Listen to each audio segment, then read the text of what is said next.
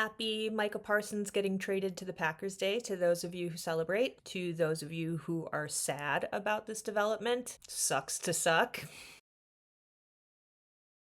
Hi, I'm Maggie. I watch Bills games and Chief games. I will be doing that again this season. And it's hard for me as a Bills fan to be particularly sympathetic to Cowboys fans. It's just like childhood trauma tells me no. And also, I lived in Madison for a very long time and I have a lot of Packers fan friends, so I'm very excited for them. You know, it would have been kind of cool if the Bills had gotten Micah Parsons. I don't think it was ever plausible. Like, you see a lot of discussion about it, but like, we don't have the money for $47 million a year or whatever they gave him. Like, believe me, we could have given them first round picks because Brandon Beane doesn't know what to do with first round picks, but we don't have that money. If we were going to trade for any star anywhere, it should be probably at cornerback, because our star cornerback apparently has lingering concussion issues. We just paid him a ton of money and I love him and he's the best, Christian Benford, but like, why isn't he practicing a week before the first game? Why isn't he practicing? Why?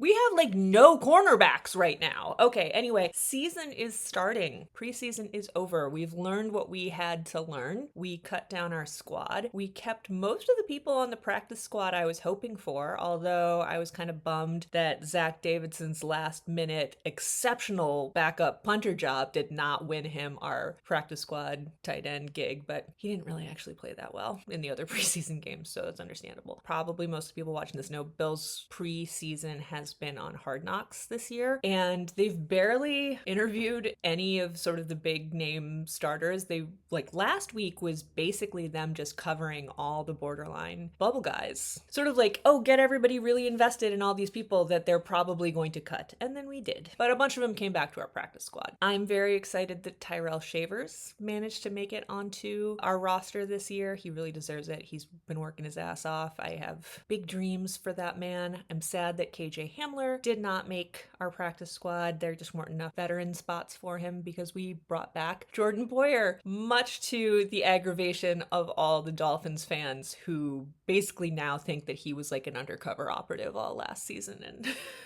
I don't think that's the case. I think he's just not very good anymore. But he'll be good to have in the room. As far as safety goes, the Patriots just cut Jabril Peppers. Just a thought, maybe we could have him around on the field instead of DeMar again. Anyway, other Bills stuff. Oh, Ryan Fitzpatrick liked a tweet of mine this morning, so thanks for that, Fitz. That was pretty cool. Yeah, the big news obviously is Micah Parsons. You know, I don't understand how the Cowboys screwed that up in every possible way. It's interesting because, you know, there were all these other negotiations, all these other hold-ins all off-season. Hendrickson and Myles Garrett, James Cook, but they just ended up getting $1 zillion from their teams and going back to doing what they were doing before. I think most people sort of thought the Micah Parsons thing would go the same way, and then no. And it happened fast too, because it was like Jerry Jones was like, no.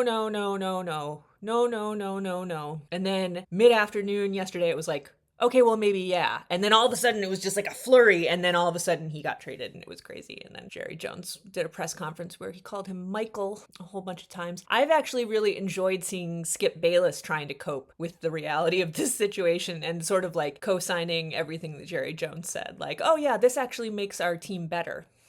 No, it doesn't. No, it doesn't. It does not make your team better.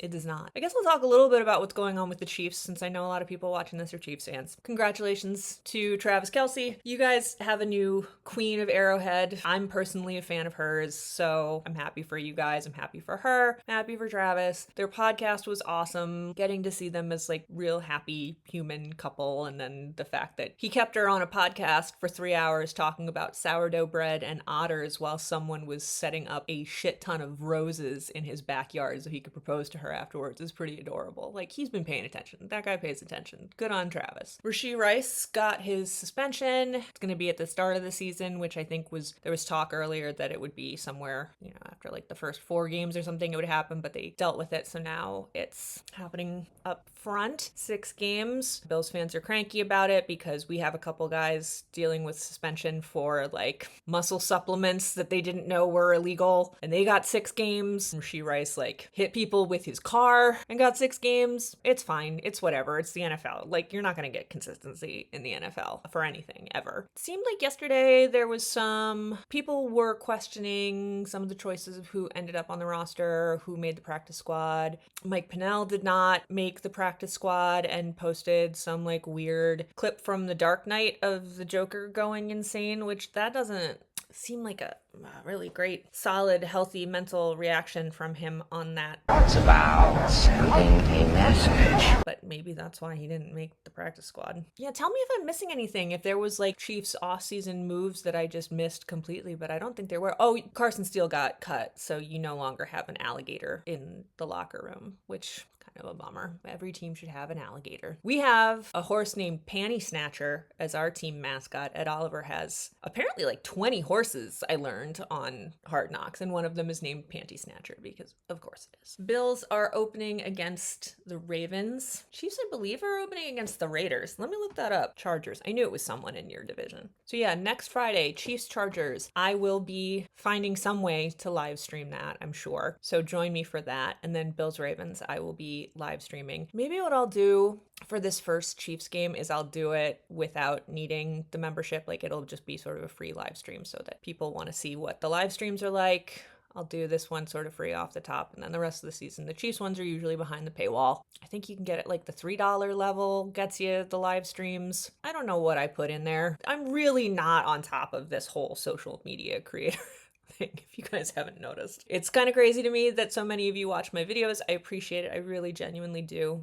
Every single one of you. It's awesome. It's weird. It's been a good experience for my teenage children to see that you can get thousands of views on YouTube and make very little money for doing it. So they now know it's not a valid career option. So I've taught them a life lesson and had fun doing it. But I'm super excited. Season's finally starting. It took so long. It's been forever. So see you next week and go Bills.